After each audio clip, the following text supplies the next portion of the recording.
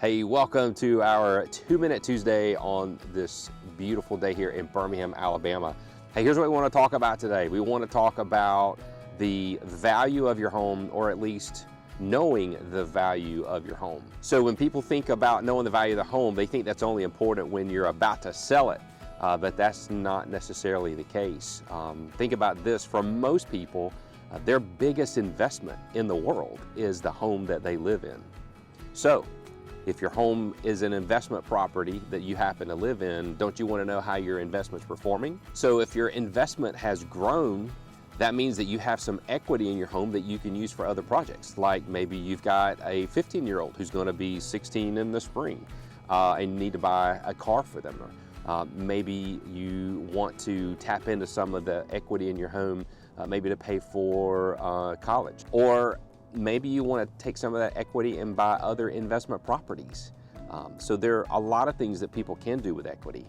Also, some people want to take that equity and do some debt consolidation. So they take a lot of different bills and roll it into one. So there's a lot of things that you can do with equity, and that's kind of why it's important to know about how much you have. For a lot of people in the last few years, not only here in Birmingham, but across the country, if they bought their home before 2020, they bought it at whatever price they paid for it, and that home may have grown as much as 25% or more in value. And so that's a lot of potential equity for you. So how do you access that equity if you want to use it for some other project or some other investment? Well, the most common way is to get a home equity line of credit. And a second way that some people do this from time to time is to do a cash out refinance of their home. In today's interest rates, it may make more sense to do the home equity line versus a cash out refi, but either way, those are two tools that you can use to get your equity.